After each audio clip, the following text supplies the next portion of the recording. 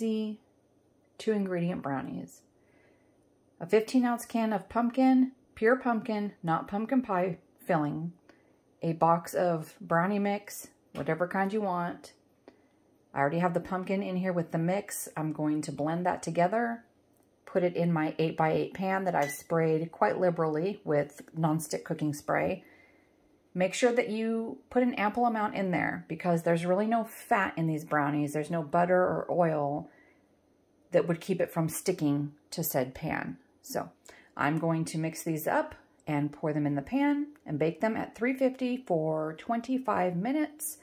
And I'll show you what we have. Here's our finished brownies.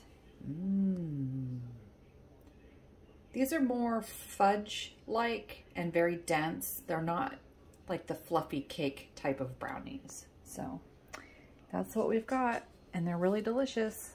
And I might just eat the whole pan.